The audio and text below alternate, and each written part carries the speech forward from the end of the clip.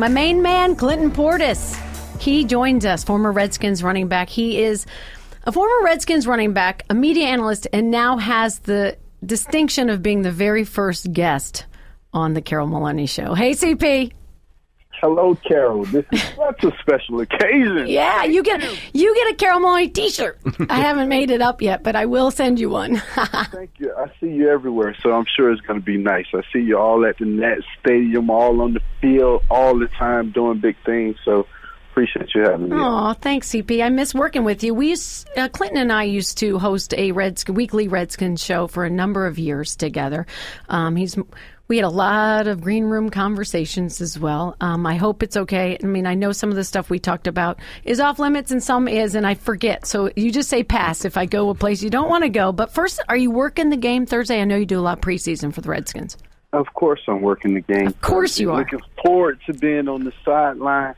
I'm starting to enjoy this. You know, you said that years ago, but I'm actually starting to look forward to this. And it's hard to think of that, like as a former player, you look forward. So, hey, I'm going to report on the game. But I think it's going to be enjoyable. What, do you get more nervous to go live or to go on the field when you're playing? I don't get nervous at all. I mean, I just think it's like, hey, we're about to come down to you. Okay, let's go. So the adrenaline rush. Yeah, I don't get nervous about it. It's actually it's light work compared to everything that I've had to endure on the field, like playing in games and the magnitude of that, playing in the national championship. Now, like, in the beginning, because someone is in your ear and you're trying to listen and you're trying to talk. Now it's just like, hey, whatever you say he's going to say, we'll deal with it later. There's a lot of stuff behind the scenes people don't know about. But I think you do an amazing job. You're definitely a savvy veteran at it, and we appreciate you. Let's start with the Redskins, though. We were just talking about Trent Williams. You know, you had Chris Samuels.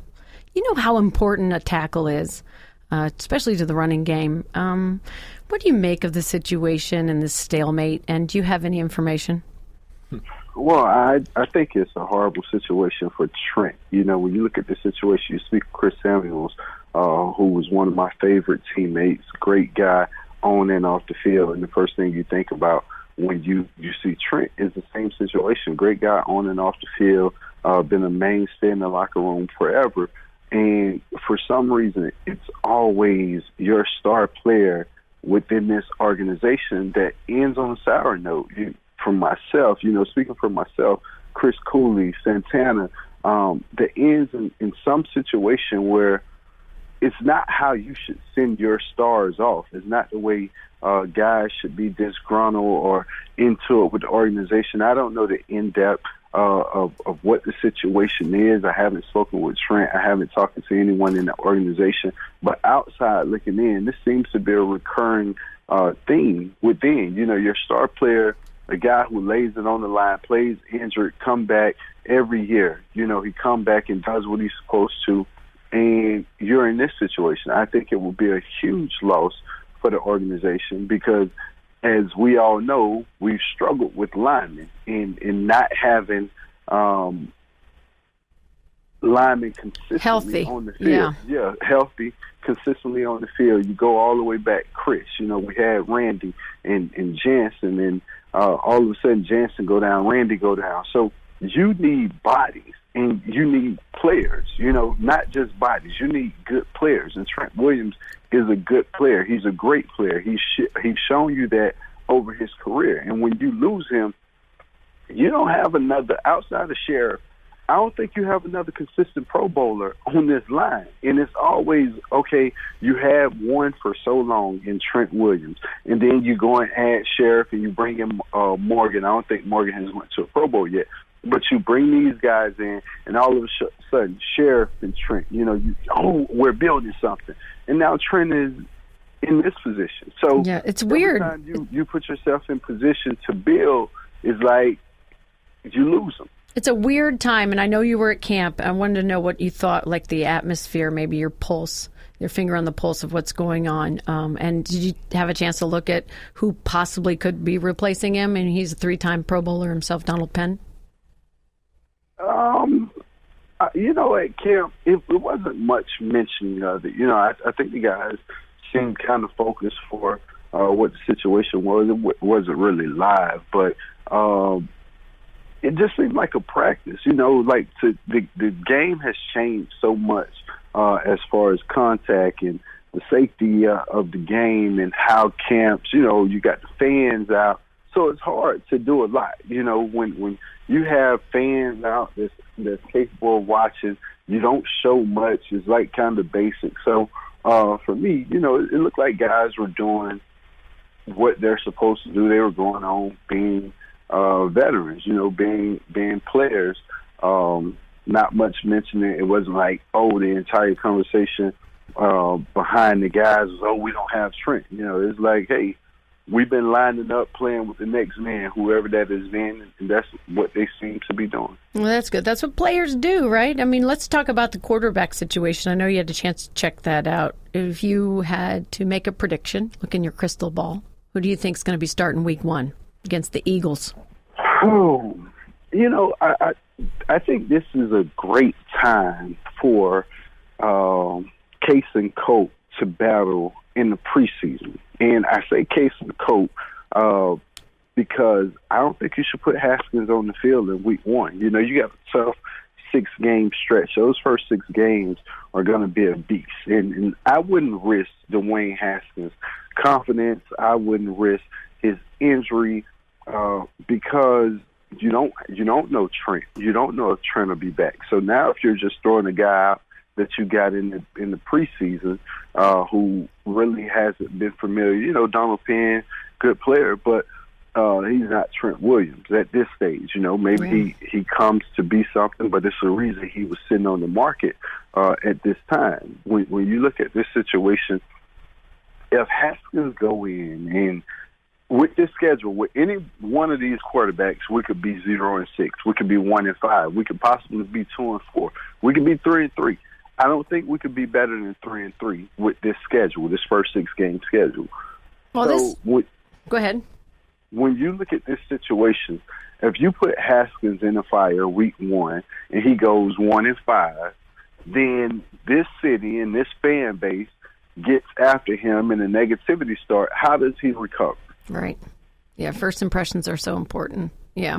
So how, his confidence how do you is dig yourself out of that hole? It's going to be hard. So I think it's either Case or Cope. You have to ride those guys. Let them battle for it in camp. I think I was reading an article and it was like, we're going to announce it on Wednesday. You haven't had a game. Like, let them battle. Like, let it play out through the preseason. Let guys go out and have some fire, desire, like I'm playing for something in the preseason. Not, we just gave another guy the job and it wasn't a battle. You haven't seen anything and we're just naming him the starter. No, wait till the preseason is over. You don't have to rush to name a starter. You were listening to Clinton Portis here on the Carol Maloney Show on ESPN 630. Clinton, I want to switch gears and talk to you about last weekend. I thought of you when I saw Ed Reed, who now has the best bust ever in Canton. Did you see it? What did you think about your former college teammate up there? Well, first off, man, Ed has always been one of my favorite players. So his bust, I mean, it's great. When you think of Ed Reed, and people always ask me, oh, man, Ed or Sean, like, who was your favorite? And I always say, Ed is 1A and Sean is 1B. Wow. Because for Sean, he had to learn from someone. That's like comparing myself and Edge. Edge was my mentor, so I can't say, hey, I'm better than Edgerrin James. Mm-hmm. For fans, you get to choose and pick. But if this is the man that I'm calling, this is the man that's showing me the ropes, it's hard to go above him. So when you look at Frankie G, I groomed Frank Gore, and Frank Gore is going to go into the top 5 all-time lead rushers, But when I look at it, it's like I groomed Frank throughout his career, throughout college, those valuable years, and he's doing something special. So when you look at Reed, man, Reed has always been just that idea. You're watching him when you're not watching him. He's one of those guys who always made plays. He's always where he's supposed to be, never in trouble, great leader. great guy on and off the field, a guy who knows how to get everyone to buy in. And I think that's what was so great about our University of Miami years, because with all the talent that we had, with all the guys that could have possibly been the face of the organization, you had Ken Dorsey and Ed Reed. And it was hard to argue that those guys weren't the face of the University of Miami. Although you had other great players, those guys were the faces. They were the leaders. They were the vocal ones. They were the lead by example guys. So when I look at Ed Reed and I think of that group of guys, myself, Bryant McKinney, Ed Reed, a couple other guys that went into the office and said, hey, we want Coach Coker. We don't want to go outside. We don't want Barry Alvarez from Wisconsin, because that's who the rumor was. We want to play for Coach Coker. We'll police ourselves and we'll make sure there's no trouble. We want Coach Coker. And Ed Reed was so detrimental in that, you know, him sticking around when he could have left and went pro the year before when Reggie and Santana left, and he stuck around for his senior year. You know, just thinking of everything he risked, everything he put on the line, and then to go and lead a Ravens defense that's one of the best of all times, and to see his playmaking ability, you know, teamed with another Hurricane and Ray, and, you know, you got Bart Scott and all those other guys on that defense. But Reed has always been like the ideal prime example, just know everything. And, you know, you could see Reed doing something. It's like, there's no way in hell he's going to make that play. And 2 seconds later, it's like, that's crazy. Well, a lot of people are calling him the greatest safety of all time. Now I know, you know, he had a great influence on the team, and Sean Taylor, 1A and 1B in your book as safeties. So do you think there's any conversations out there? Have you heard of anything that Sean Taylor might be considered, have a Hall of Fame consideration? I haven't. Why wouldn't he be? I mean, you see the course that he was on, you know, and everyone talks about longevity, and, you know, you saw Terrell Davis go in, and which was well deserved, you know, 2-time Super Bowl MVP and winning everything Terrell has done for the game. But, you know, short stints, and Sean had no control over why he wasn't playing anymore. So for the work that he did in the short period of time that he was here on that field, it's deserved. And, you know, you look and say it's so many people who did so much, but no one ever pays attention to impact. Like, impact is what should determine Hall of Fame. The impact you had with what you had around you. Everyone looks at numbers, and numbers are skewed, and, you know, you see guys offensively and defensively go in, and it's 3-4 guys from offense. When you look at Peyton Manning, you got Marvin Harrison, Reggie Wayne, Ezra James, Dallas Clark, you know, your linemen, Saturday. You know, it's a lot of people going. Nothing wrong with any of those guys. All outstanding, great team. They had the right call. You know, you look at the head coach and Tony Dungy. They have a lot of Hall of Famers. Everybody worked well together because everyone was so good. Then you look at it's hard to find that single player off of a team that bounced around. You know, when you see a T.O. go in, you know, when you look at guys like Chad Ochocinco, you can't name, you know, the teammates that Chad had around him instead of paying attention to the production that Chad had. So when you look at so many of these guys, it's judged and based upon, oh, well, his numbers.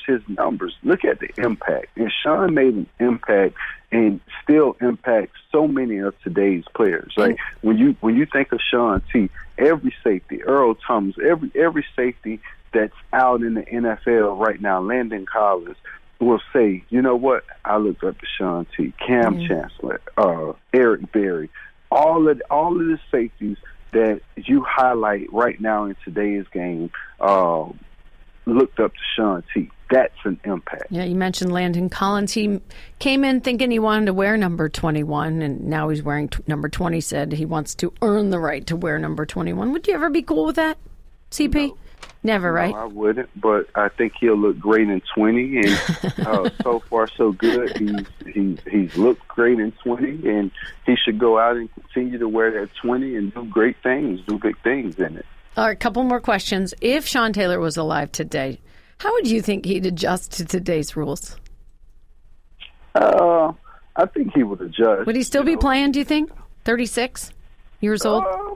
Well, he would still be able to play. The decision for him to be playing would be, if he's just eclipsed and broke every record and had nothing else to play for. But he would still be in shape. He would still be able to do everything that he was doing. So when you look at Sean, what would be hard is the way Sean played, the presence of Sean, knowing Sean would knock your block off if you came across the middle, knowing Sean was okay with teaching you a lesson to get you to understand. It's going to be a long game for you. So, maybe by those standards, it would be hard, but he could make that adjustment because Sean could cover the entire field. He could get interceptions and not just hit you, and coming down in the hole, he would bang you up. A guy coming on a post route or a deep route, he would bang you up. Maybe the banging wouldn't be the same just because of today's game, but I think he would still be the same player. I love talking about him to you, CP. I know you appreciate it too. We don't want to forget. We certainly won't. Just another switch of the gears. Because I read about AP, Adrian Peterson, and his money problems, and $100 million in his career. I thought of you because I know you have some advice to give. You've been through it. How does it happen, and what would you say to a guy like that, or someone even younger, to all of the things that are pulling at you and taking your money, and how you can lose so much in such a quick amount of time? I would say it's the same shit. Athletes targeted, and everyone look at Adrian. Oh, Adrian, how did he blow this money? I don't know Adrian money situation. I don't know if he blew the money. I don't know what happened in this situation to really speak on it. But it's the same situation. You see it all the time. A guy, a con artist come around, take advantage of you, and there's no punishment. There's nothing that happens to him besides the topic conversation, and it doesn't go, oh, this is the guy who did it. It's always deferred. Oh, this guy said, and this guy did, and this guy was, so you'll never really get to the bottom of it, and they'll never suffer consequences. But you have the average everyday citizen that falls on hard times, and they get life in prison from trying to make a play or trying to do something to provide for family. When you have con artists that's out here ripping people off for millions of dollars that don't serve any consequences, that don't serve a day, that just say, hey, you know what, I made a bad decision, it didn't work out, and I lost this guy money. There's no consequences to it. For AP, it sucks, and I want AP to keep his head up, stay focused, and he'll get through this. Even for everyone who's endured, it's always highlighted as an athlete. So many people that endure this, that get taken advantage of. Speaking at financial seminars, and you see so many people that belly up. You look at what was the guy named in New York that ripped everybody off? All the Bernie Madoff. Bernie Madoff. You look at Bernie Madoff and all the big wigs that was so smart, the CEOs and the CFOs of companies, and Bernie Madoff took all of their money. You don't see them highlighted. You don't see it blazed and Enron when Enron screwed everybody. No one sees that. All you see is the athlete that lost money. Today is a society full of vultures, full of con artists, full of people that don't want to put in the work, that's just ready for their just due and want to be rich in the morning. So they rip you off. And then all the hard work that AP has put in, all the hard work that NFL or NBA players went out and displayed, what is highlighted by? Oh, well, he bought a car. He bought an expensive car. He bought an expensive house. Who gives a shit? It's my money. If I buy an expensive car or an expensive house, that's $100,000, $200,000. We're talking about millions of dollars. Like, buying a couple cars didn't lose millions of dollars. One person's decision-making lost millions of dollars. And that one person was someone that I was supposed to trust. That's someone, but everyone has a problem with athletes and their culture, because their culture is what they know. When we step outside of our culture, we get screwed in so many aspects of life. We get screwed, and then it's no consequences to it. In your culture, It's consequences, it's responsibilities. You know it. That's why you stick to it. That's why it's so hard for them to outgrow the people that they grew up with, to lose the circle of friends, to not trust this person or to trust that person. It's so hard. But, you know, in society's eyes, another athlete, another dummy, another guy that just got taken advantage of. That's like the headline, isn't it? That's sometimes the headline we see. Oh, he's broke and he made $100 million. Yeah, it's so stupid. Like, it bothers me. And, you know, until we come up with something, you know, even with the NFL, you know, you look at the PA, you look at so many guys that experience this, and not everyone gets an opportunity to bounce back. Not everyone gets an opportunity. You don't, you know, in some societies and some cultures, you know, you just blow your brains out and you're done with it. I blew my brains out. That's what they want. And when you don't give it to them, when you don't drop your head and you don't hide and tuck and you don't, it's no one to blame. Yeah. Right? It's no one to blame. When you were going through it, what was the best? I mean, I know you see him as a victim, and I'm so glad to get that perspective. So when you were going through it, what was the best advice you got? And do you feel like you should share that with AP? You know what? I don't. If AP wants to talk, it's like a library. Hey, if you want to go and you want to, you loved it. I can tell you're a talker. Yeah.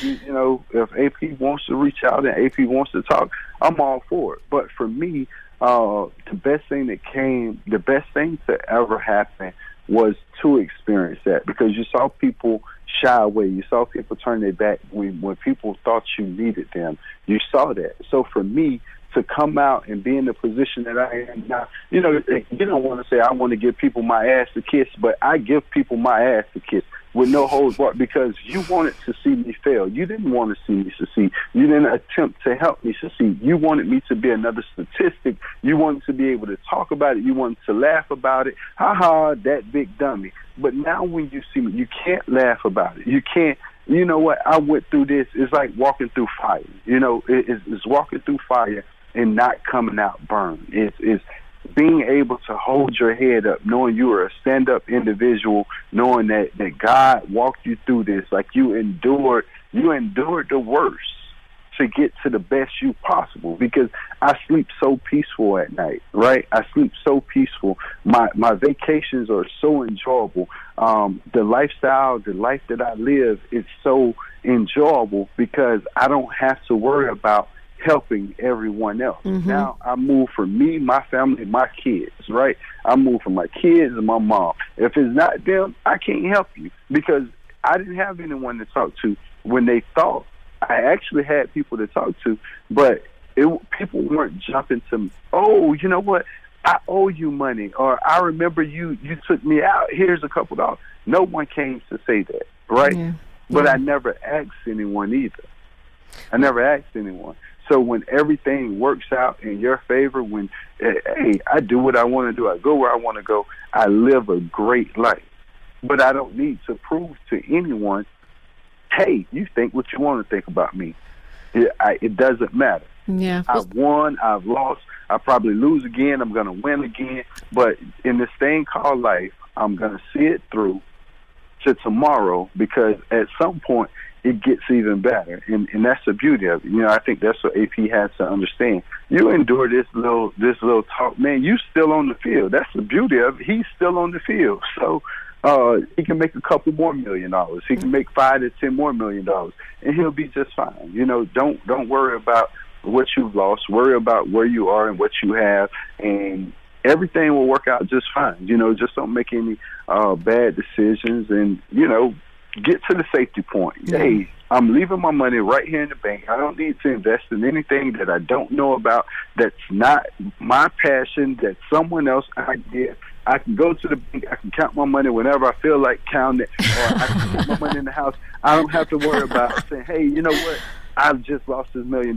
No, I didn't. So I can count up, and I can do what I please with my money, no one else. Yeah, and you do some freebies like this one. I'll send you a T-shirt, but I really appreciate you being candid here. I mean, I know we've talked about it in the green room, like I said, and it's a delicate subject, but I think your advice, it was just beautiful. And it's for life, really, because everybody has the ups and downs, and it's about resiliency, and you certainly have proved that, CP.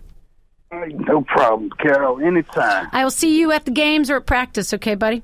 All right. Thanks so much for being the very first guest on the Carol Maloney Show. No problem. I'll look to see it blossom. Probably be calling you a lot. Sorry, he's going to stop taking my number. Thank you, Clinton. Stop taking my number. Thank you, Clinton. Stop taking my number. Thank you, Clinton. Stop taking my